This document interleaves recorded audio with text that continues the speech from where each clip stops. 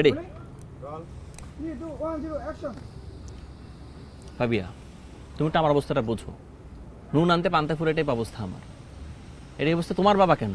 পৃথিবীর কোনো মেয়ের বাবাই আমার কাছে তার মেয়েকে বিয়ে দিবে না, কারণ আমি বেকার। তুমি বেকার কোথায়? তুমি তো একটা টিউশন করছো, ভালো বেতন পাচ্ছ।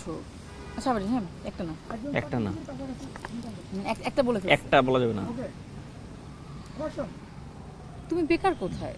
তুমি তো টিউশন করছো, ভালো বেতন পাচ্ছ। একজন চাকরিজীবী যেমন বেতন পায় তুমি ঠিক তেমন বেতন পাচ্ছ, তাহলে সমস্যা কোথায়? ভাবিয়া, এই দেশে টিউশনিকে পেশা হিসেবে গণ্য করা হয় না।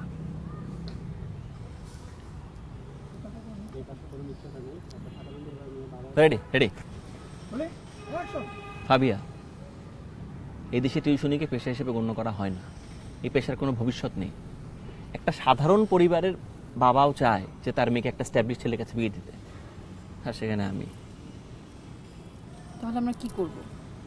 সারা জীবন এভাবে পার্কে বসে 10 টাকার বাদাম খাবো, তাই না?